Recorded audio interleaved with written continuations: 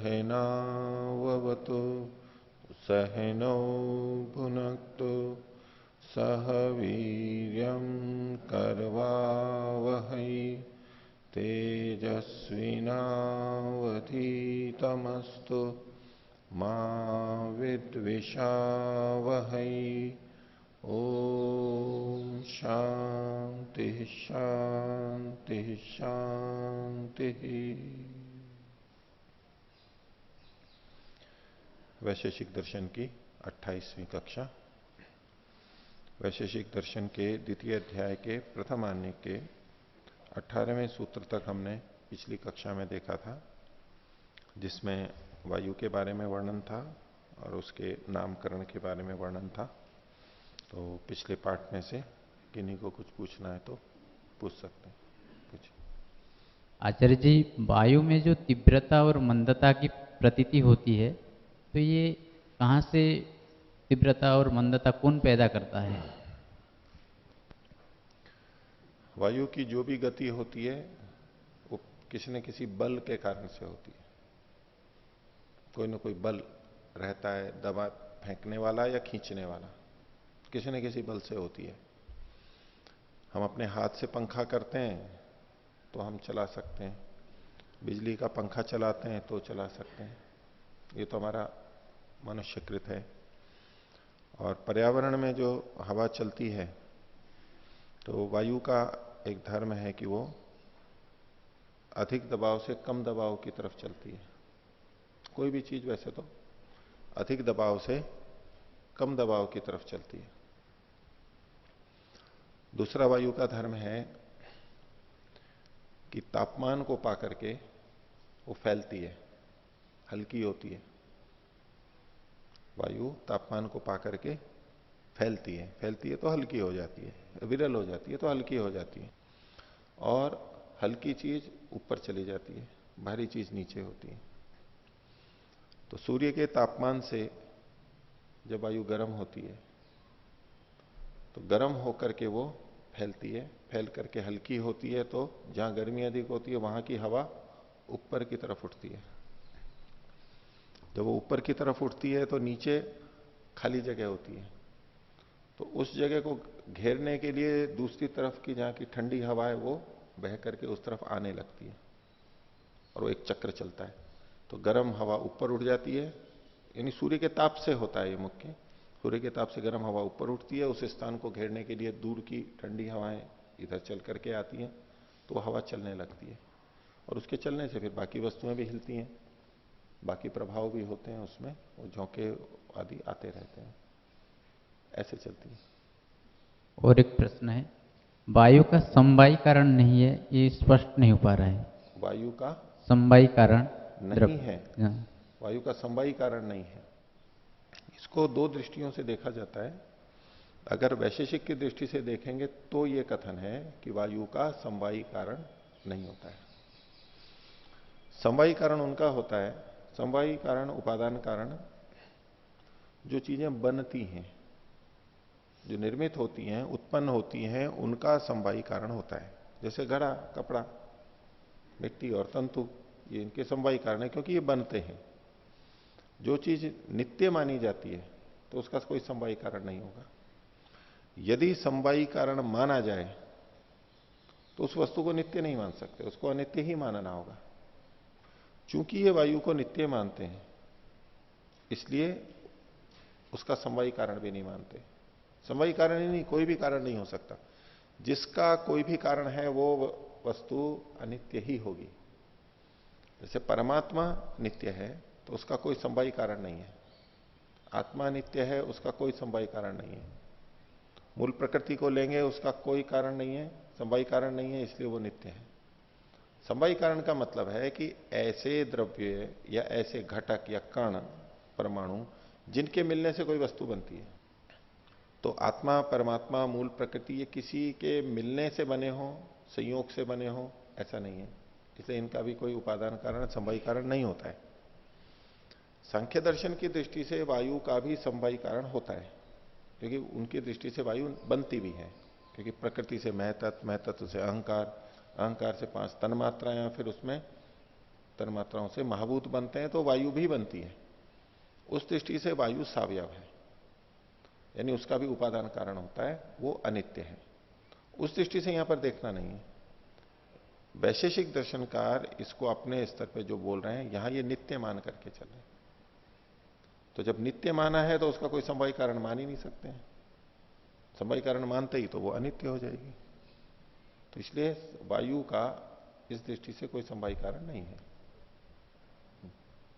तो यहाँ पे अंत्य मूल परमाणु द्रव्य तो होता ही है वायु का। होता है तो वो परमाणु द्रव्य वही वायु है, वो जो मूल कण है उसका परमाणु वो वायु है, वो किसी से नहीं बना है ऐसा ही बात है, इसलिए उसका समवाय कारण नहीं है उस कण का। आपके मन में ये हो कि भाई वायु तो बहुत बड़ी है, बहुत जगह घेरी भी है और अनेक वायु हैं, इधर उधर सम्मूर्छन भी कहा था इन्होंने, इसलिए अनेक है, तो उसके कण बहुत सारे हैं। उन कणों के मिलने से वायु बनी है, ये स्थूल वायु जो दिख रही है भारी इतनी फैली हुई जो है वो, तो उसका समवायी कारण उसके परमाणु होंगे, ये आपके मन में होगा। तो ये इस वायु की बात नहीं कर रहे हैं, इसका जो प्रत्येक परमाणु है वायु का परमाणु वो नित्य है, उसका समवायी कारण नहीं है। ठीक है, और कोई बोलिए। ओ पृष्ठ संख्या 24 सूत्र संख्या 16। हाँ। इस सूत्र की जो दूसरी व्याख्या की है चौथी पंक्ति में यद्वा कह करके, वो पूरा स्पष्ट नहीं हो रहा। चलिए हाँ, ये थोड़ी अस्पष्ट है, इन्होंने जिस तरह से लिखा है वो मैं बता सकता हूं आपको बस। पार्थिवम आप्यम तेजसम दृश्यम वस्तु, ये जो तीन बताए, पृथ्वी से बनी हुई, जल से बनी हुई और अग्नि से बनी हुई जो वस्तुएं हैं वो दृश्य वस्तु होती हैं, और वो स्पर्श गुण वाली होते हुए न दृष्टिपथम आगच्छति, वो स्पर्श गुण वाली होने के कारण से दिखने में आती हैं ऐसा नहीं है, स्पर्श गुण के कारण दिखती हैं ऐसा नहीं है, उनमें रूप गुण है इसलिए वो दिखती है, तो स्पर्श के कारण से दिखती हूं ऐसा नहीं है। क्यों? ये तो नेत्राभ्याम न पार्थिवादिक से स्पर्शो गृह्यते, नेत्रादि से पृथ्वी आदि का पार्थिव आप्य और तेजस पदार्थों का के स्पर्श का ज्ञान तो नेत्र से होता नहीं है, इसलिए उनका स्पर्श उनके दिखने में कारण नहीं बनता है। तो दिखने में कारण कौन बनेगा? उनका रूप गुण बनेगा, तो स्पर्श गुण कारण नहीं बनता है। परंतु तत्रत्य स्पर्श त्वचा तो सन्निकृष्यते, लेकिन उनमें स्थित जो स्पर्श है भले ही नेत्र से नहीं पता लग रहा है, लेकिन त्वचा त्वग इंद्रिय से तो पता लगता ही है। तदा स स्पर्शो गुण पार्थिवाप्य तेजसानम न भवन तेभ्यो अन्यस्य द्रव्य से लिंगम इति गम्यते, तो ये उनका ना होकर के, वे परिकल्पना कर रहे हैं कि ये गुण उनका ना होकर के कोई इस ऐसे द्रव्य का होना चाहिए जिसका अपना है, तो वो इनका तो है नहीं, तो किसका है? तो गुण है तो किसी गुणी में रहेगा ही, तो जिस गुण में ये, जिस द्रव्य में ये स्पर्श गुण रहता है, जिसका मूल गुण स्पर्श है, उसको वायु कहते हैं। ऐसे गुण से गुणी का अनुमान किया है, ये प्रक्रिया बताइए सामान्य तो दृष्टि से। और कोई बोलिए। जी पृष्ठ संख्या 24 पर सूत्र 14, इसमें वायु सम्मूर्छन्नम, ये सम्मूर्छन्नम शब्द आया है, इसके द्वारा क्या कहना चाह रहे हैं? सम्मूर्छनम, दो न यहां पर अलग से इसमें कहें, सम्मूर्छनम, अच्छा, एक न और इसमें जुड़ा हुआ है। सम्मूर्छन का मतलब है आपस में मिलना, एक दूसरे में मिल जाना।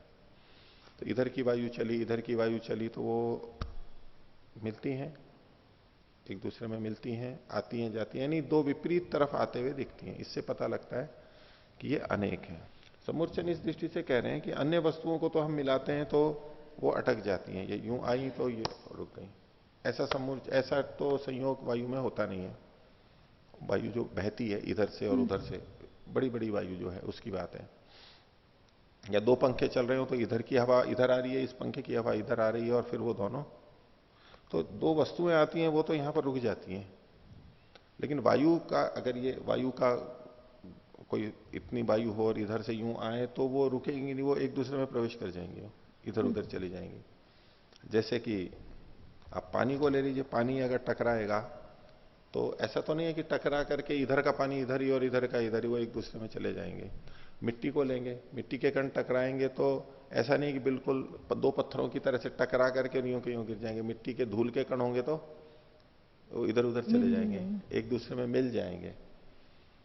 तो उस दृष्टि से यहां उन्होंने सम्मूर्छन शब्द रखा है, बाकी तो एक से दूसरी तरफ विपरीत दिशा में दो वायु चलती हैं, टकराती हैं, इससे अनेकत्व का पता लग रहा है।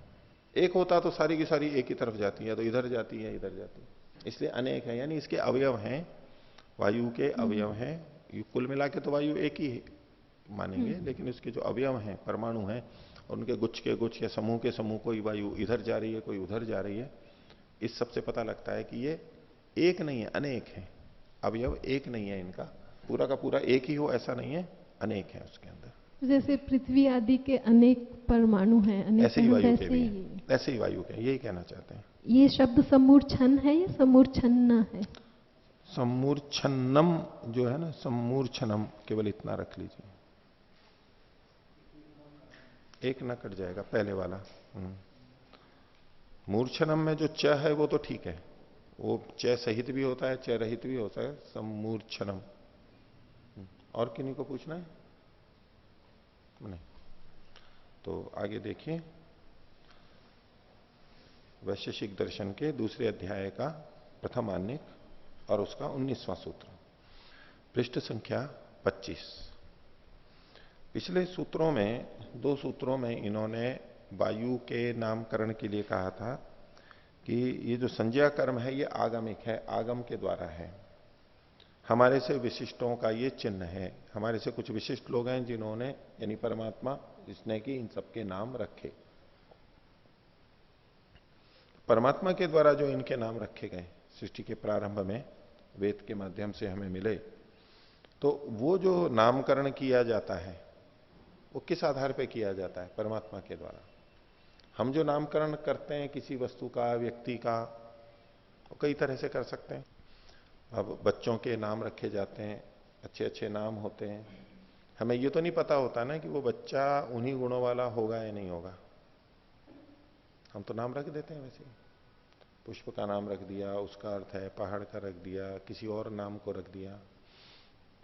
हम ये निश्चय पूर्वक नहीं कह सकते कि ये नाम अनवर्थ है, और कई बार अनवर्थ नाम भी रखते हैं। हम मान लीजिए किसी को गोपालक कह रहे हैं, पाचक कह रहे हैं, इत्यादि जो नाम कोई हम देख करके हाँ ये ऐसा करता है और हम उसको वैसा नाम दे देते हैं, ये तो अनवर्थ नाम होते हैं। और कुछ बिना उसके भी बस भी नाम रख दिए ऐसे ही। शब्द का उस वस्तु के गुण धर्मों से संबंध नहीं होता है। क्या कारण होता है? या तो हमें उस वस्तु के गुण धर्म पता ही नहीं होते हैं। यदि वस्तु के गुणधर्म हमें पता हो तब तो अनवर्थ संज्ञा हम बना सकते हैं, लेकिन गुणधर्म नहीं पता हो तो अनवर्थ संज्ञा हम नहीं कर सकते, वैसे ही कुछ भी नाम रख देंगे। परमात्मा के द्वारा जो नाम रखे जाते हैं वो कैसे है, उसको बताने के लिए 19वां सूत्र है, प्रत्यक्ष प्रवृत्तत्वात् संज्ञा कर्मणः। ये जो हमारे से विशिष्ट लोग हैं उसके द्वारा जो संज्ञाकरण होता है वो कैसे होता है? इस संज्ञा कर्म के प्रत्यक्ष के द्वारा प्रवृत्त होने के कारण से, प्रत्यक्ष के आधार पर प्रवृत्त होने के कारण से। जिन वस्तुओं के नाम रखे उनका प्रत्यक्ष भी है उसको, क्योंकि ईश्वर सर्वज्ञ है, सर्वव्यापक है, उसे सब वस्तुओं का प्रत्यक्ष है। वस्तुओं के प्रत्यक्ष का मतलब है वस्तु के गुण कर्म स्वभाव को जानना, उसके गुण धर्मों का पता होना, यही उसका प्रत्यक्ष होता है वस्तु का। तो चूंकि परमात्मा वस्तुओं के गुणधर्म जानता है, उसके लिए वो प्रत्यक्ष है, तो उस आधार पर वो संज्ञा कर्म करता है। तो प्रत्यक्ष प्रवृत्तत्वात् संज्ञा कर्मणः, इस संज्ञा कर्म के प्रत्यक्ष रूप से प्रवृत्त होने के कारण से हम उसको स्वीकार करते हैं। और ये हमारे से विशिष्ट लोगों का कथन है, पीछे वाले से भी जोड़ लेंगे। भाष्य देखिए, संज्ञा कर्मणः प्रत्यक्ष प्रवृत्तत्वात्, संज्ञा कर्म के प्रत्यक्ष प्रवृत्त होने के कारण से, नामकरण से, संज्ञा कर्म को इन्होंने कहा नामकरण, नामकरण मतलब संज्ञाकरण, एक ही बात है, संज्ञा कर्म। तो नामकरण से प्रत्यक्ष प्रवृत्ति मत्वात्, प्रत्यक्ष प्रवृत्ति वाला होने से, खोल रहे हैं इसको, प्रत्यक्ष नामकरणम प्रवर्तते, प्रत्यक्ष होने पर नामकरण होता है। किसी वस्तु का प्रत्यक्ष हो, भले ही गुणधर्मों का पता नहीं हो, लेकिन वस्तु है ये तो कुछ होना चाहिए ना। वस्तु का कुछ प्रत्यक्ष होने पर, ज्ञान होने पर नाम प्रवृत्त होता है। लोके जनो यत् प्रत्यक्षम उपलभते तस्य नामकरणम विदधाति। संसार में व्यक्ति उस चीज का नामकरण करते हैं जिसको प्रत्यक्ष देखते हैं, ठीक है, ये प्रत्यक्ष का नामकरण करते हैं, ये सामान्य रूप से लेना है इसको। लेकिन अगर हम यूं देखने लगे तो कई बार जो चीजें नहीं होती है उनका भी नाम रख दिया जाता है ना। वैसे तो कोई चीज होती है, नगर है, मकान है, वस्तु है, पुस्तक है, व्यक्ति है, उसका नाम रखा जाता है। यंत्र है, कोई क्रिया है, गुण है, कुछ है तो उसका नाम रखा जाता है। लेकिन कई बार कुछ नहीं होता है तो भी नाम रख सकते हैं, नहीं रखते ऐसा कभी भी? रख सकते हैं। जैसे भूत प्रेत, कि वो होते ही नहीं है और नाम रख दिया उसका। ऐसा ही किसी को लगा कि कुछ ऐसा है यहां पर, कुछ जो भी लगा उनको। वैसे तो भूत और प्रेत नाम भी जो वास्तविक हैं वो तो उसी तरह रखे हैं, सत्तात्मक वस्तु के ही नाम रखे हैं। भूत मतलब जो गुजर चुका है, प्रेत जो मरा हुआ शरीर है, उनकी दृष्टि से देखेंगे तो।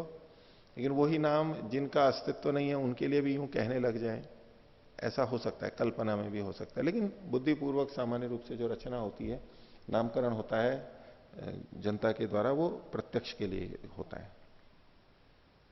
आगे, वायु प्रभृतयो न अस्माकम दृष्टिगोचरा नहीं तेषाम प्रत्यक्षम अस्माभि क्रियते। तो वायु प्रवृत्ति हमारे द्वारा प्रत्यक्ष गोचर, दृष्टिगोचर नहीं है। दृष्टिगोचर नेत्र से नहीं देखे जाते, उनका प्रत्यक्ष हमारे द्वारा नहीं किया जाता, यानी नेत्र से नहीं जाना जाता। तस्मात् अस्मद विशिष्टेशु वचनेशु आगमेशु प्रत्यक्षम उपलभमानेन सर्वज्ञेन ईश्वरेण संज्ञा कर्म नामकरण कृतम अस्ति। तो हम जानते नहीं है तो हम नामकरण भी नहीं कर सकते, इसलिए परमात्मा ने, सर्वज्ञ परमात्मा ने इनका नाम रखा है। अब ये जो कथन है ये शिथिल कथन है, गौण कथन है। तो परमात्मा ने तो उन चीजों के भी नाम रखे हैं जिनको हम जानते हैं, प्रत्यक्ष करते हैं, उनके भी नाम रखे हैं। तो शुरू में उनके भी नाम रखे हैं। पर इसको, सूत्र को इस ढंग से देखना चाहिए कि परमात्मा के द्वारा जो संज्ञा कर्म हुआ है वो प्रत्यक्ष प्रवृत्ति के द्वारा हुआ है, उसको प्रत्यक्ष जाना है। और परमात्मा के द्वारा जितने भी नाम रखे गए वो अनवर्थ नाम होते हैं, सार्थक नाम होते हैं। जैसे गुणधर्म होते हैं वैसे ही नाम रखा जाता है। प्रकृति प्रत्यय आदि को देखते हुए, धात्वर्थ को देखते हुए वही अर्थ वहां पर घटते हैं, ऐसे ही नाम रखे गए। वो तो प्रत्यक्ष पे प्रवृत्त होते हैं, लेकिन मनुष्यों के बिना प्रत्यक्ष के वैसे भी पूरा ठीक तरह जाने बिना भी होते हैं। ये सूत्र का तात्पर्य ले सकते हैं। अब पंक्ति में तो इन्होंने एक अलग बात लिख दी है आगे, उक्तम ही स्वयं वेदे, जैसे कि वेद में स्वयं ने लिखा है। अब वेद का प्रमाण तो किस बात का है कि परमात्मा ने नाम किए, यो देवानाम नाम था, जो यानी परमात्मा के लिए कह रहे हैं, देवों के नाम को धारण करने वाला है, स्थिर रखता है कि इस वस्तु का नाम ये है, रखता है। और नाम रखता है का मतलब वो शुरुआत भी वही करता है सृष्टि के प्रारंभ में, और उसको बना करके भी रखता है काफी समय तक। तो दियो देवानाम नाम था, देवताओं का जो भी चीजें संसार की हैं वो हमारे लिए देव हैं, हमारे लिए कुछ ना कुछ हित करती हैं, किसी न किसी तरह हमारा हित करती हैं। तो उन देवों का नामकरण करने वाला है। ऋग्वेद के मंत्र का अंश है, 10वें मंडल के 82वें सूक्त का 3रा मंत्र। और मनुस्मृति का भी उदाहरण दिया, तथा स्मृतौ अपि सर्वेशाम तो स नामानि कर्माणि च पृथक पृथक वेद शब्देभ्य एवादो पृथक संस्थाश्च निर्ममे। तो सबके नाम और उनके कर्म, नाम, यहां तो नाम का प्रसंग है, तो वो वेद से ये प्रवृत्त हुए हैं, वेद से ही प्रारंभ में इनके नाम प्रवृत्त, वेद शब्देभ्य एवादो। तो प्रारंभ में ये जो नाम वगैरह हुए हैं वो वेद से ही हुए हैं, और वेद ईश्वर के द्वारा प्रदत्त हैं, इसलिए वो ईश्वरकृत हैं। तस्मात् तत्प्रमाणम, इसलिए उनके नाम प्रमाणिक हैं। अब 17वें और 19वें सूत्र, 17, 18, 19, इसके लिए कहा सूत्र त्रयम अन्यैर अन्यथा व्याख्यातम। अन्य टीकाकारों ने इसको और अलग ढंग से व्याख्या की है, लेकिन उस व्याख्या की यहां इन्होंने विवेचना नहीं की है, बस इतना कह करके छोड़ दिया है। इसको यदि हम पिछले सूत्र के, ये जो 19वां है, प्रत्यक्ष प्रवृत्तत्वा संज्ञा कर्मण, संज्ञा कर्म के प्रत्यक्ष प्रवृत्त होने के कारण से इसको हेतु के रूप में प्रस्तुत करें तो सिद्ध क्या होगा? संज्ञा कर्म तो अस्मद विशिष्टानाम लिंगम, हमारे से विशेष जानने वालों का द्योतक है। क्योंकि जितने कहें ये प्रत्यक्ष के प्रत्यक्ष से प्रवृत्त होने के, संज्ञा कर्म के प्रत्यक्ष से प्रवृत्त होने के कारण वो जो नाम रखते हैं वो प्रत्यक्ष देख करके ही रखते हैं, अनवर्थक ही रखते हैं, इसलिए उनका प्रामाण्य है, उनका चिन्ह है, लक्षण है कि हमारे से विशिष्ट है, कोई चेतन वस्तु है। तो यहां तक ये इन्होंने वायु का और नामकरण का वर्णन किया। अब आगे आकाश के विषय में प्रारंभ कर रहे हैं। आकाश विषय 20वां सूत्र है, निष्क्रमणम प्रवेशनम इति आकाशस्य लिंगम। अन्यों के लिंग लक्षण इन्होंने बताए। आकाश के बारे में पहले ये केवल कहा था कि त आकाशे न विद्यन्ते, शब्द स्पर्श रूप नहीं, गंध रस रूप और स्पर्श नीचे से ले लेंगे शब्द को छोड़ करके, बाकी जो 4 गुण थे उनके लिए कहा था कि ये आकाश में विद्यमान नहीं होते। तो फिर आकाश का लिंग क्या है, आकाश की पहचान क्या है, लक्षण क्या है, वो यहां पर 20वें सूत्र में कहा। तो निष्क्रमणम प्रवेशनम इति आकाशस्य लिंगम। निष्क्रमण का मतलब है बाहर निकलना। हम घर से दरवाजे से बाहर निकलते हैं, ये निष्क्रमण है, बाहर की तरफ जाना निष्क्रमण। कहीं भी आना जाना है, गाड़ियां शहर से बाहर निकल रही हैं, ये निष्क्रमण कहलाता है। और प्रवेश उससे विपरीत होता है, अंदर आना, घर में प्रवेश होना, कमरे में प्रवेश होना, नगर में प्रवेश होना, पानी में प्रवेश होना, पानी से बाहर निकलना, ये निष्क्रमण हो गया। तो प्रवेश अंदर आना और निष्क्रमण बाहर होना, ये जो चीज है ये आकाश से लिंगम, आकाश का लिंग है। यदि कहीं ये जो हम जो सारी गतिविधियां करते हैं, आते जाते हैं, इतने हवा चलती है, ये सब जो चीजें हैं निष्क्रमण प्रवेश, इसको ये तब हो पाती है जब यहां पर आकाश हो। यदि आकाश नहीं है तो ये सब चीजें नहीं होती। ये इसका चिन्ह है, लक्षण है। अब इससे फिर एक लगने लगता है कि भाई ये अवकाश को कह रहे हैं या आकाश को, परमाणु वाले आकाश को कह रहे हैं। क्योंकि जब एक से दूसरे स्थान पर निष्क्रमण प्रवेश है, यानी हम कहेंगे खाली स्थान है तभी तो जाएगी कोई वस्तु। कमरा भरा हुआ हो वस्तुओं से और बाहर से कोई वस्तु, कोई व्यक्ति अंदर आए तो कैसे आएगा? गेहूं से भरा हुआ है तो गेहूं और अंदर कैसे आएगा? उसमें अंदर प्रवेश नहीं हो सकता है क्योंकि खाली जगह नहीं है। तो खाली जगह की दृष्टि से भी ये लक्षण घटते हैं और आकाश के भी। लेकिन चूंकि ये शब्द गुण वाला आकाश है, इसलिए ये आकाश महाभूत के ही धर्म हमें स्वीकार करने चाहिए, उसी का यहां पर वर्णन मानना चाहिए। भाष्य देखिए, दृष्ट वस्तुनो बहिर्गमनम यस्मात् भवति तथा यस्मिन् निवेशनम भवति इति दृश्य वस्तुनो निष्क्रामतः प्रविशतश्च अवकाश ग्रहणम। तो जो भी दिखने वाली वस्तु है, इन्होंने दिखने वाली वस्तु तक इसको सीमित किया है कि उनका बाहर जाना और आना, क्योंकि हमें वही दिखती है। तो दृष्ट वस्तु का बाहर जाना जिसके कारण से होता है और जिसमें उसका प्रवेश होता है, तो ये दृश्य वस्तुओं का जो कि बाहर निकल रही हैं और अंदर आ रही हैं, इनका अवकाश ग्रहणम, अवकाश इसका कारण होता है। ये आकाशस्य लिंगम, आकाशस्य लिंगम लिंग्यते ये न तत् साधकम अस्ति, जिसके द्वारा उसका पता लगता है, उसकी सिद्धि होती है, वो साधक होती है, वो है आकाशो ही अवकाशम प्रयच्छति निष्क्रमितुम प्रवेशुम च, दृश्य पदार्थ है। आकाश जो है वो अवकाश देता है निकलने और प्रवेश के लिए, अवकाश देता है, स्थान देता है दृश्य पदार्थों के लिए, ये उसका लक्षण है। दृश्य पदार्थों का इसलिए कह रहे हैं कि अदृश्य पदार्थ जो सूक्ष्म है वो तो वैसे भी बाधा अनुभव नहीं करते, क्योंकि जड़ वस्तुएं रखी हो तो भी उनको बाधा नहीं होती है, सूक्ष्म पदार्थ उनमें से निकल जाते हैं।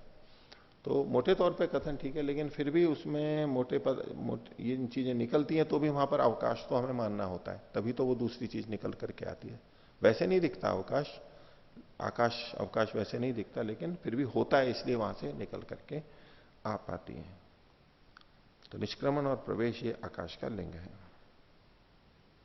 आगे इसके ऊपर पूर्व पक्षी प्रश्न कर रहा है, आक्षेप कर रहा है, 2 सूत्रों से आक्षेप करेंगे। तो ये तो दूषयति पूर्व पक्षत्व है, पूर्व पक्ष के रूप में इस सिद्धांत को आकाश के बारे में खंडित कर रहे हैं। 21वां सूत्र, तद अलिंगम एक द्रव्यत्वात् कर्मणः। बोले ये आकाश का लक्षण नहीं हो सकता, तद अलिंगम, यह आकाश का लक्षण नहीं हो सकता। क्यों? हेतु दिया, कर्मणः एक द्रव्यत्वात्, कर्म के एक ही द्रव्य में रहने के कारण से।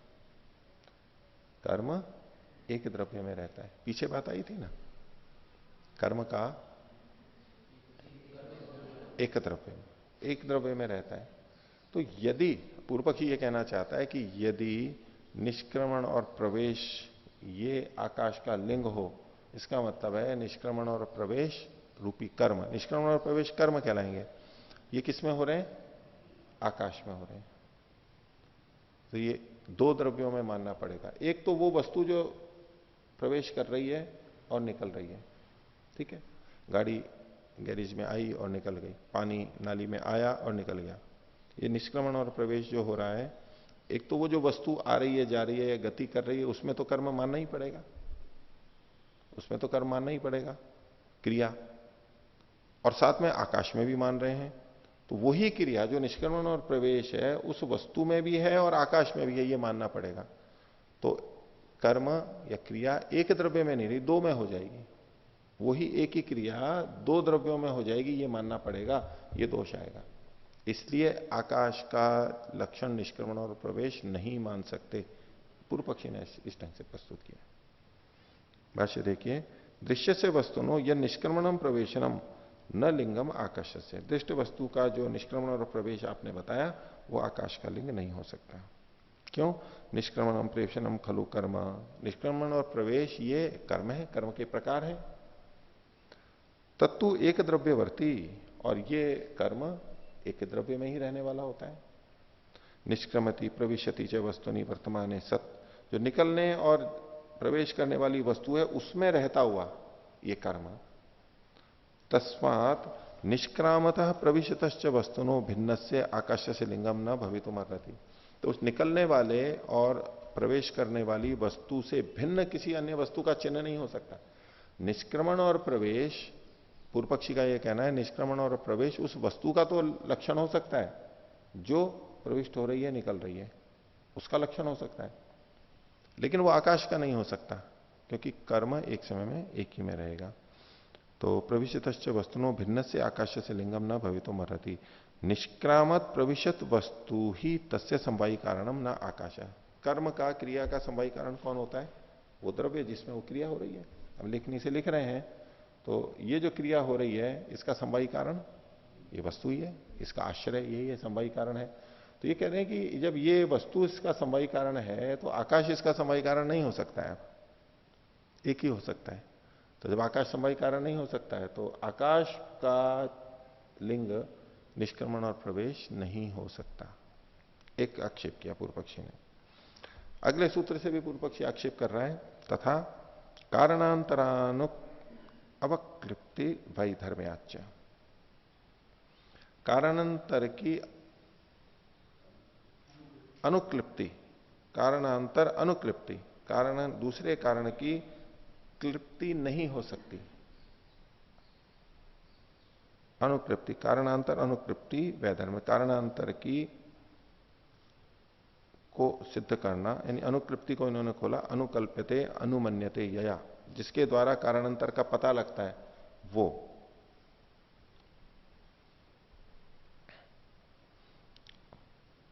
वैधर्म्य के कारण से, विपरीत धर्म होने के कारण से आकाश में नहीं हो सकती। ये कहना चाह रहे हैं कि निष्क्रमण और प्रवेश का एक संवाही कारण तो वो वस्तु होगी जो निष्क्रमण और प्रवेश कर रही है, उसका संवाही कारण। बोले आकाश को ठीक है संवाही कारण नहीं मानो, संवाही कारण तो एक ही हो सकता है, तो और कोई कारण मान सकते हैं, कारण तो दूसरे भी हैं, असंवाही कारण माने या निमित्त कारण माने, दूसरे कारण मान सकते हैं। तो कारणांतर की अनुक्लिप्ति यानी कारणांतर को मानना दूसरा, बोले वो भी नहीं हो सकता वैधर्म्य के कारण से। देखो भाष्य देखते हैं, संवाही कारण तो भिन्नम कारणम, पीछे संवाही कारण की चर्चा थी, उससे भिन्न कोई कारण, कारणांतरम भिन्न कारण, अनुकल्प्यते अनुमन्यते यया, जिसके द्वारा कल्पित किया जाता है, माना जाता है, सा कारणांतर अनुकृप्ति ही, इसको कारणांतर अनुकृप्ति कहते हैं। इसी को खोल दिया आगे, कारणांतर अनुमान शक्ति, कारणांतर के अनुमान की शक्ति, तस्या वैधर्म्यम चेदम यत खलु आकाशो द्रव्यम अपनी द्वितीय असंवाही कारणम कर्मणो भवति, कि आकाश भी द्रव्य का दूसरा भिन्न असंवाही कारण होता है। वैसे तो संवाही कारण की बात थी, ये असंवाही कारण होता है, कह रहे हैं कर्मणो भवति संयोगाद असंवाही कारणम भवेत। तो चूंकि वो वस्तु आकाश के साथ संयोग को प्राप्त होती है, तो उस संयोग के कारण से इसको असंभवी कारण कहने लगेंगे। तथा कारणे कार्यम प्रति कारणत्व धर्म पूर्वतो नियतो वर्तते। एक सिद्धांत दे रहे हैं कि पूर्व पक्षी ही है वैसे तो, लेकिन कह रहे कि कारण में कार्य के प्रति कारणत्व धर्म पहले से नियत होता है। कारण में कार्य के प्रति कारणत्व धर्म पहले से नियत होता है। मिट्टी और घड़े को ले लीजिए, मिट्टी कारण है, उसमें घड़े का कारणपना यानी मिट्टी से घड़ा बन सकता है, ये जो सामर्थ्य है, ये इसको कहेंगे कारण में कार्य का कारणत्व धर्म। कार्य में कारणत्व धर्म किसके प्रति? अपने अपने कार्य के प्रति। मिट्टी से घड़ा बन सकता है, लेकिन मिट्टी से कपड़ा नहीं बन सकता। तंतुओं से, धागे से कपड़ा बन सकता है, लेकिन घड़ा नहीं बन सकता। तो जिस जिसका जो कार्य है, जिस जिससे जो बन सकता है, उसका कारणत्व उसमें विद्यमान रहता है कारण में। दूध से दही जम सकता है, पानी से दही नहीं जम सकता। तो दूध में तो दही का कारणत्व धर्म है, लेकिन पानी में दही का कारणत्व नहीं है। तो इसलिए ये कहा इन्होंने, कारणे कार्यम प्रति कारणत्व धर्म पूर्वतो नियतो वर्तते। कारण में कार्य के प्रति जो कारणत्व धर्म है वो पहले से विद्यमान रहता है। यदि उपस्थित कारणे कार्यम उत्पत्त्यते, तो जिस कारण के उपस्थित होने पर फिर कार्य भी उत्पन्न हो जाता है। आकाशस्तु खलु सर्वकाले सर्वत्र च उपतिष्ठते। लेकिन आकाश तो सब जगह पे हर समय में रहता है, सब काल में और सब जगह रहता है। नास्य व्यतिरेको अस्ति, इसका तो अभाव ही नहीं है, हर समय और हर जगह पर रहता है। पुनः कदाचित कर्म कदाचित अकर्म इति व्यवस्था न स्यात्। यदि आकाश इसमें कारण हो तो कभी तो कर्म होता है और कभी नहीं होता, ये नहीं होना चाहिए। पूर्व पक्षी ये कहना चाह रहा है कि यदि आप आकाश को कर्म का कारण मानते हो, तो जहां जहां पर आकाश है यानी सब जगह है और हर समय भी है, तो कर्म होते ही रहने चाहिए। फिर हर जगह कुछ ना कुछ कर्म होते ही रहना चाहिए। रिक्त जहां पर ये वायु आदि नहीं है वहां पर भी कहीं कुछ भी कर्म होते रहना चाहिए, ये कहना चाह रहे हैं। क्योंकि कारण है तो कार्य भी होगा, ये सिद्धांत पे चल रहे हैं। कारण है तो कार्य भी होगा। जब कर्म का कारण आकाश है सब जगह और हर समय, तो फिर कर्म ही कर्म होते रहने चाहिए, कोई वस्तु स्थिर नहीं रहनी चाहिए।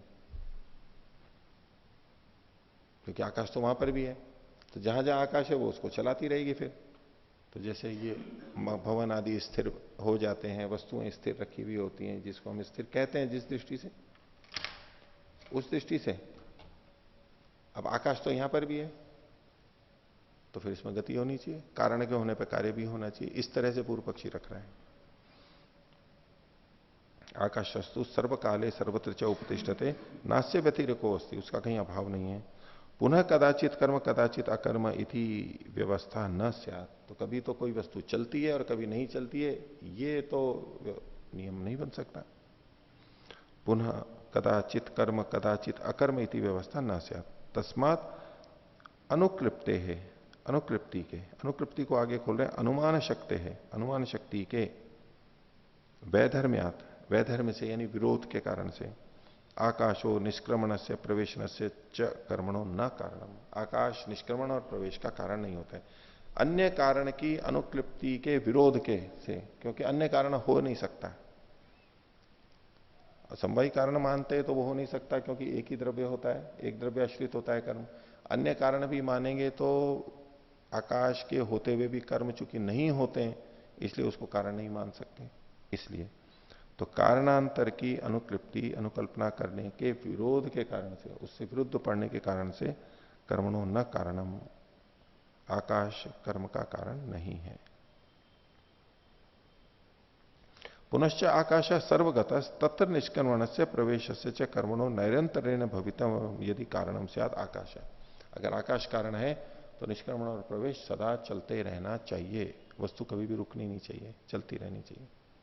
अब ये जो सारा कथन है, ये वर्तमान में एक परिप्रेक्ष्य में कथन है, स्थूल दृष्टि से कथन है।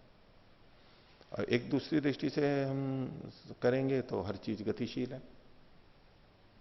संसार में कोई चीज स्थिर है क्या? क्या कहेंगे? कोई चीज स्थिर है या सभी गतिशील है? सभी गतिशील है। हाँ, ईश्वर को छोड़ दीजिए, ईश्वर को छोड़ करके सारे गतिशील हैं। तो हम जो कहते हैं, हम जैसे ये भवन है स्थिर है, जैसे गाड़ियां चलती हैं, हम चलते हैं, ऐसे तो ये नहीं चलते हैं। ईंट पत्थर रखते हैं, ये पहाड़ हैं, कब से बने हुए, कितने हजारों साल पुराने या लाखों साल पुराने, रखें रखें, स्थिर है ना। ये सब जो स्थिरता है, तो एक दृष्टि से देखेंगे तो ये स्थिर है। तो ये स्थिरता का कथन सही है या गलत है?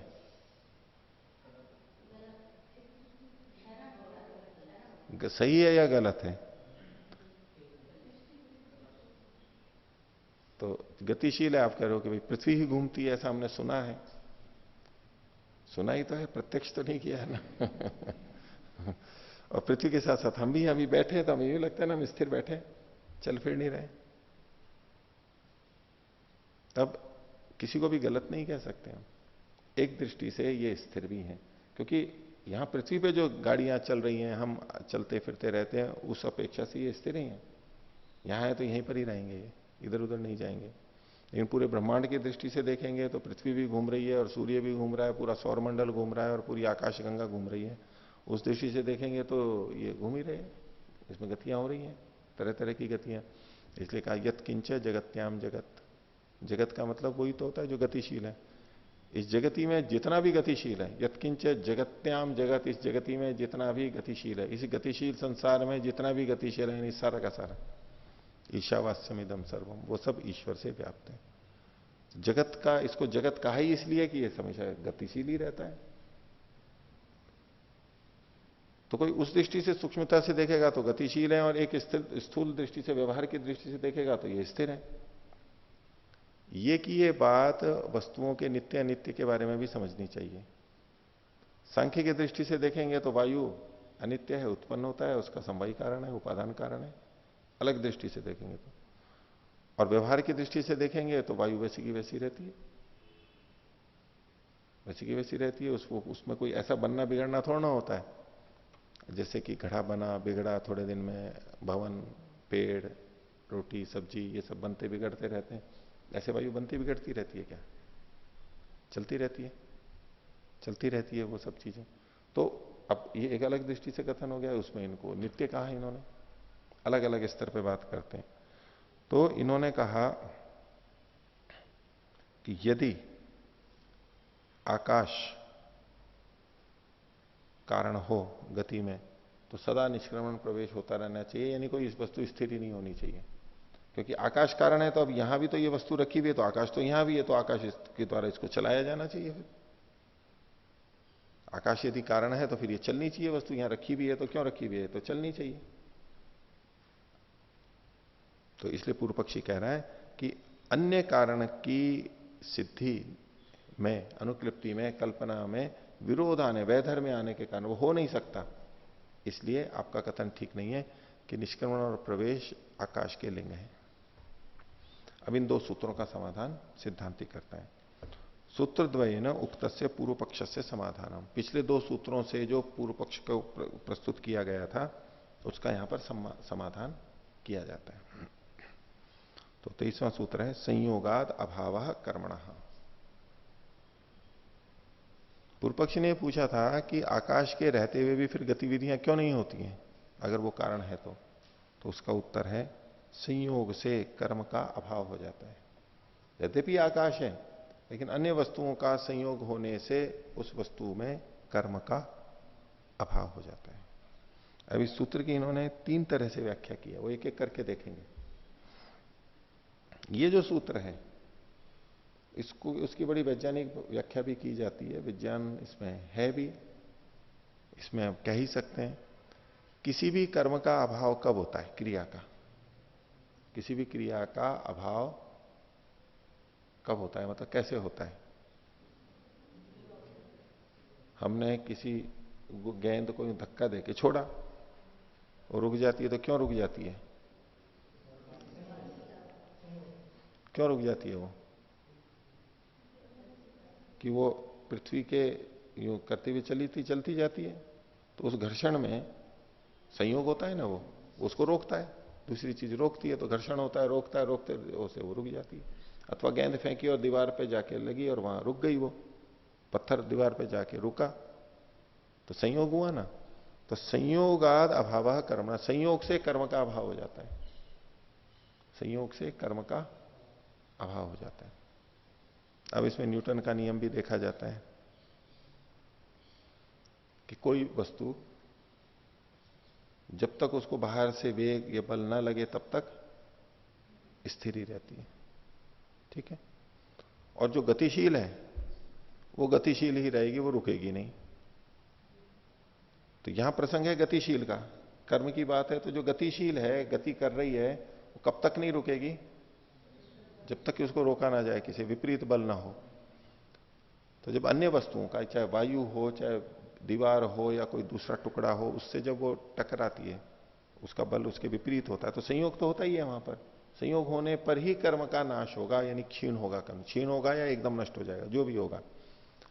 लेकिन बिना संयोग के, अगर संयोग नहीं है, जिसको आज के वैज्ञानिक कहते हैं कि अगर कोई आकाश में शून्य है, वायु आदि भी नहीं है, तो कोई वस्तु जा रही है तो चलती चली जाएगी, वो रुकेगी नहीं, चलती चली जाएगी, रुकेगी नहीं। तो आकाश तो अवकाश देता ही रहता है, वो तो गतिशील करता ही रहता है, लेकिन चल क्यों नहीं रही है वस्तु? क्योंकि उसमें संयोग का अभाव है, संयोग का होना है, भाव है, संयोग हो गया है और उसने उसको रोक दिया है, पकड़ लिया, इसलिए वो नहीं चल रही है।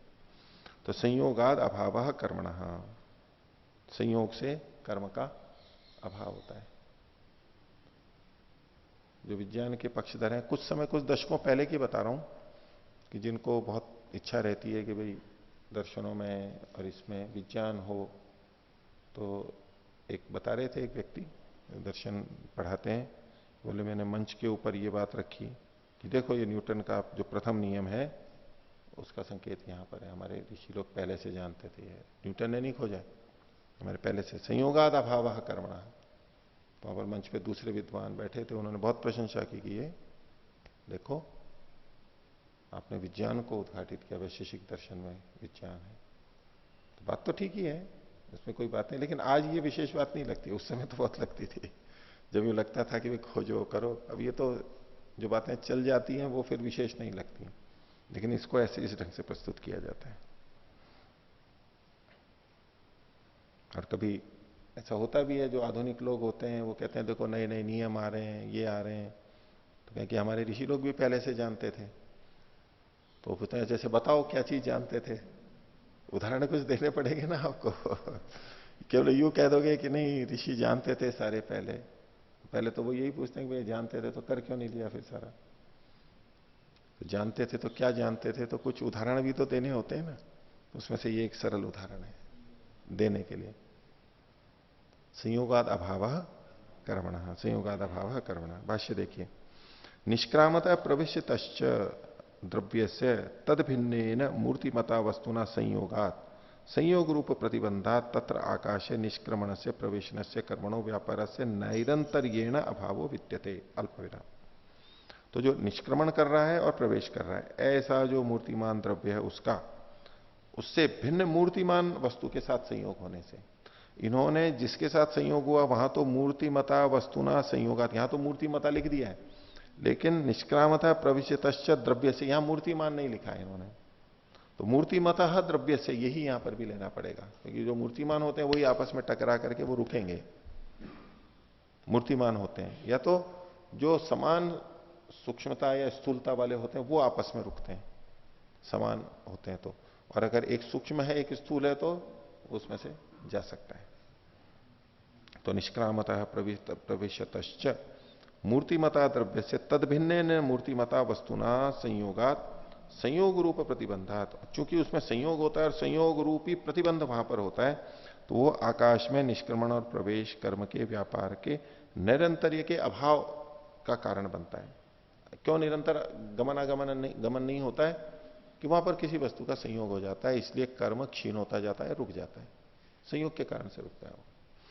तस्मात तत्कारणत्व अवकाश दानात व्यवतिष्ठते। तो इसका कारणत्व अवकाश का दान देने से ये तो फिर भी सिद्ध रहता ही है। आकाश में जो अवकाश दान का गुण है निष्क्रमण प्रवेश का, वो खंडित नहीं होता है। पूर्व पक्षी खंडित कर रहा था, इन्होंने कहा कि वो गुण तो आकाश का फिर भी स्वीकार्य होता ही है, करना ही होता है। इसमें कई जने एक बात को जोड़ते हैं कि कौन सी वस्तुएं एक दूसरे को बाधित करती हैं। कुछ तो एक दूसरे में से निकल जाती हैं, लेकिन कुछ उसको रोकती हैं। तो कुछ कहते हैं कि भाई इसमें जिनमें स्पर्श गुण होता है, स्पर्श गुण जिनमें होता है वो एक दूसरे को बाधित करती हैं। तो अभी महाभूतों की दृष्टि से हम देखेंगे तो स्पर्श गुण पृथ्वी, जल, अग्नि और वायु के अंदर, ये जब आपस में करेंगे तो रोकेंगे एक दूसरे को। पर इसमें भी स्थूलता सूक्ष्मता की दृष्टि से देखेंगे तो भिन्नता तो रहेगी कि स्थूल में सूक्ष्म चला जाता है, क्योंकि बीच में जगह होती है वास्तव में, तो कारण वो है। अब इसको यदि हम और आगे ले जाएं, आकाश के ऊपर घटाएं, आकाश के भी परमाणु मान करके तन्मात्राओं के ऊपर घटाएं, महतत्व पे, अहंकार पे घटाएं, सूक्ष्म इंद्रियों पे घटाएं, मन पे घटाएं और अंत में सत्वर स्तंभ पे भी घटाएं, तो सत्वर स्तंभ कितने भी सूक्ष्म है, यदि एक दूसरे के कण वहां पास में आएंगे तो वहां रोकेगा वो उसको, ऐसे नहीं होगा। लेकिन वहां जो सूक्ष्म है उनको सूक्ष्म को सूक्ष्म स्तर पे वहां पर रोकेगा, वो रुकना ही चाहिए, ऐसा बुद्धि में समझ में आता है। अब जैसे कांच में से प्रकाश निकल करके आ जाता है, अगर हम यूं कहें कि भाई स्पर्श वाली चीज दूसरे स्पर्श गुण वाले को रोकती है, तो कांच में भी स्पर्श गुण है और जो प्रकाश आ रहा है उसमें भी स्पर्श गुण है, वो तो अग्नि का ही भाग है। तो अग्नि का भाग है तो उसमें भी स्पर्श गुण है, वायु के बाद में उत्पन्न होता है वो, तो दोनों स्पर्श वाले हैं। लेकिन फिर भी सब कांच प्रकाश को रोकते नहीं है, अथवा पूरे को नहीं रोकते, थोड़ा फिर भी आता है, ये अधिकांश आ जाता है, कांच के प्रकार पर निर्भर करता है। तो ये यद्यपि ये स्पर्श गुण वाले, लेकिन फिर भी एक दूसरे में इसका प्रवेश तो होता है। वो कब होता है? जो स्थूल से सूक्ष्म होगा तो वो सूक्ष्म स्थूल में प्रवेश कर जाता है, वहां पर ये नियम काम करता है। अब बात आती है आत्मा और परमात्मा की। आत्मा बहुत सूक्ष्म है और सूक्ष्म होने के कारण से वो स्थूल वस्तुओं में प्रविष्ट कर सकता है, आ जा सकता है, वो बाधित नहीं होते, ठीक है, मान सकते हैं। और परमात्मा सूक्ष्मतम है, इसलिए वो आत्मा के अंदर भी विद्यमान है। आत्मा के बाहर इधर ऊपर नीचे तो है ही, लेकिन आत्मा के अंदर भी है। ये परमात्मा की सर्वव्यापकता, उसे मानना ही पड़ता है। यदि हम ये कहें कि परमात्मा आत्मा के चारों ओर बाहर तो है लेकिन अंदर नहीं है, जितनी आत्माएं हैं उतनी उतनी जगह पे उतनी आत्माओं के अंदर नहीं है, ऐसा कहेंगे तो परमात्मा सर्वव्यापक नहीं हुआ, फिर अंदर तो नहीं हुआ, बाहर बाहर हुआ। लेकिन परमात्मा अंदर होता है उसके। इसको महर्षि दयानंद ने सत्यार्थ प्रकाश में सूक्ष्म सूक्ष्मतम सूक्ष्मतर सूक्ष्मतम की दृष्टि से समझा है। क्योंकि परमात्मा सबसे अधिक सूक्ष्म है, इसलिए वो अपने से स्थूल वस्तुओं के अंदर भी रह सकता है, रहता है, आत्मा के अंदर रहता है। और ऐसे ही आत्मा अन्य वस्तुओं में रह सकती है, उसके लिए ये चीजें बाधित नहीं करती हैं। जैसे प्रकाश के लिए कांच आदि बाधित नहीं करते, निकल जाते हैं। अन्य भी बहुत सारे सूक्ष्म कण या किरणें होती हैं, वो दीवारों को पार करके भी निकल जाती हैं। एक्सरे किरणें और जो परीक्षण आदि होते हैं, वो किरणें ऐसी होती हैं कि अंदर की चीज भी देख लेती हैं, बाहर से वो उनको बाधित नहीं करते, उतना नहीं करते, वो आर पार कर जाती हैं। किरणें ऐसी होती हैं, वो भी द्रव्य हैं, किरणें हैं, वहां गति है, गुण है, तो वहां द्रव्य भी है कुछ ना कुछ, तो वो द्रव्य भी आर पार हो जाता है सूक्ष्म होने के कारण से। लेकिन आत्मा के विषय में एक प्रसंग आएगा कि जो समान स्थूलता या सूक्ष्मता वाली वस्तुएं हैं वो तो एक दूसरे में पार नहीं होनी चाहिए। स्थूल में सूक्ष्म प्रवेश कर जाता है, ठीक है, लेकिन स्थूल और स्थूल समान हो नहीं प्रवेश करेंगे। और जो सूक्ष्म सूक्ष्म है वो भी अगर आपस में आएंगे तो भी एक दूसरे में नहीं होने चाहिए, टकराने चाहिए। अब जो वायु का भी जो हम सम्मूर्छन बात करते हैं, अन्य भूतों की अपेक्षा वायु सूक्ष्म है, तो वो जहां जहां अगर सीधे परमाणु टकरा रहे हैं तो वहां तो पूरा पूरा रोकती है उसको, और वायु एक दूसरे को रोकती भी है, लेकिन पूरा नहीं रोक पाती, खाली जगह में दूसरे दूसरे कण इधर उधर घुस जाते हैं। लेकिन जहां जहां कण टकराते हैं, ये तो हम देखते ही हैं कि इधर से वायु आई, इधर से वायु आई, तो एक दूसरे को रोकेंगे ही, कुछ ना कुछ तो रोकेंगे। तो वो रोक क्यों पा रही हैं, उनकी गति क्यों रुक रही है? क्योंकि वहां पर संयोग हो रहा है। और भले ही कोई ना रोके, लेकिन वो आपस में एक दूसरे को रोक सकते हैं जहां जहां उनके परमाणु टकराते हैं। तो समान सूक्ष्मता होने पर भी, समान सूक्ष्म चीजें होने पर भी यदि उनकी समान सूक्ष्मता है तो एक दूसरे को रोकनी चाहिए। इस दृष्टि से यह कथन बनेगा कि यदि एक आत्मा से दूसरी आत्मा का संयोग होगा बिल्कुल ठीक जगह पे, यदि भी बहुत सूक्ष्म है कि वो इतनी संभावना ही नहीं है कि सीधे वो आसपास से ही निकल जाएंगे, लेकिन फिर भी अगर उसके साथ में होगा तो हमें ये मानना होगा कि वो एक दूसरे को रोकेंगी। पर एक दूसरी दृष्टि है कि नहीं, इसमें आत्मा में चूंकि स्पर्श गुण नहीं होता है इसलिए वो एक दूसरे को रोकती नहीं है। इसलिए फिर यह कथन आ जाता है कि पूरे ब्रह्मांड की जितनी भी आत्माएं हैं, जितनी भी आत्माएं हैं, वो सारी की सारी एक ही स्थान पर आ सकती हैं। एक के अंदर एक, एक के अंदर एक, एक के अंदर एक, एक के अंदर एक, सब सबके अंदर, क्योंकि वो एक दूसरे को तो बाधित करती नहीं है। इसलिए फिर कहते हैं कि आत्मा इतनी सूक्ष्म है कि सुई की नोक पे सारी की सारी आत्माएं आ सकती हैं। एक सुई की नोक पे बहुत छोटी सी चीज, बिल्कुल एक ही स्थान पर सारी आ सकती हैं। ये कथन करने में आ जाता है। क्यों? क्योंकि स्पर्श गुण नहीं है और एक दूसरे को रोकती नहीं है।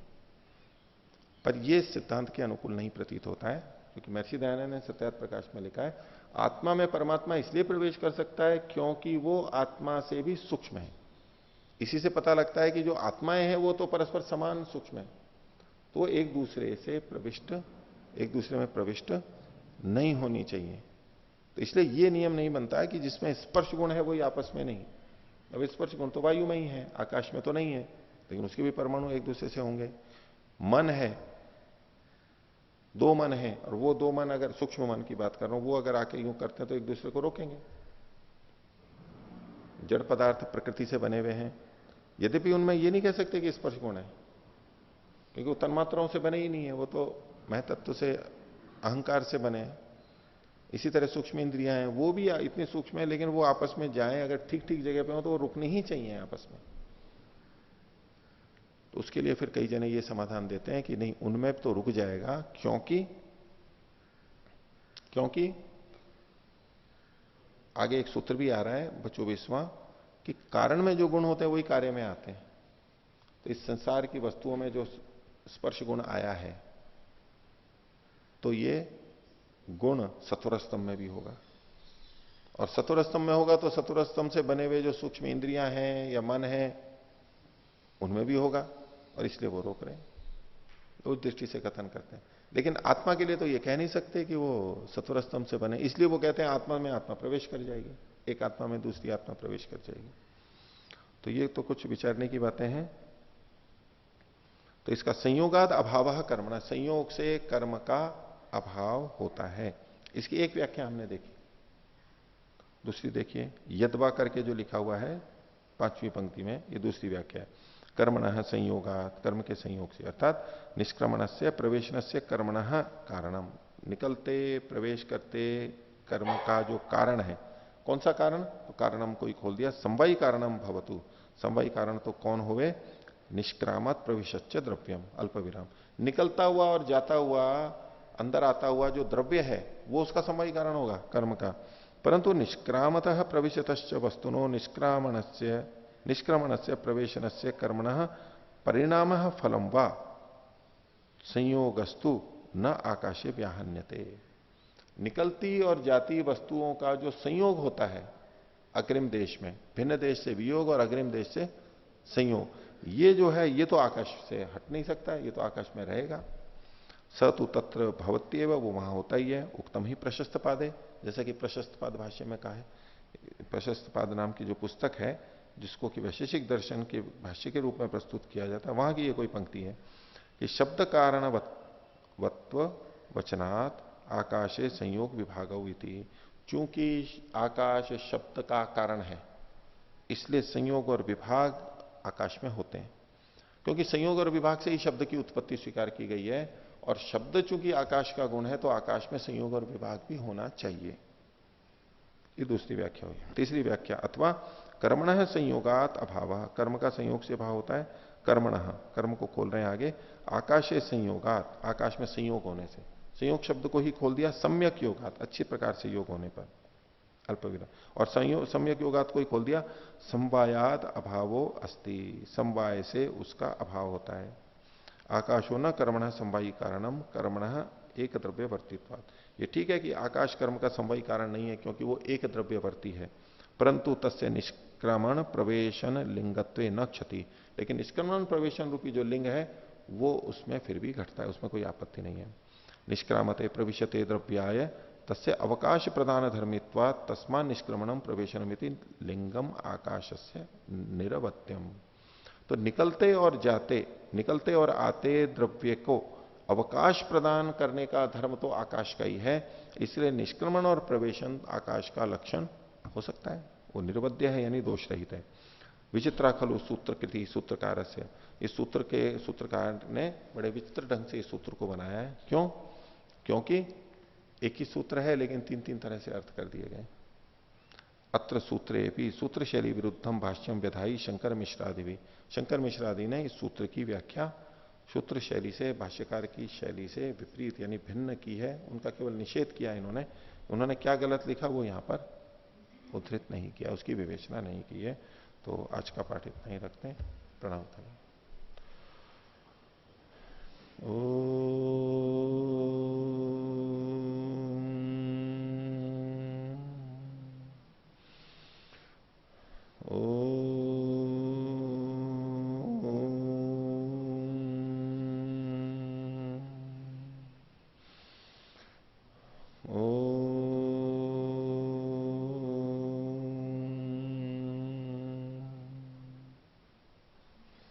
सभी को सादर अभिवादन। ओम शांति।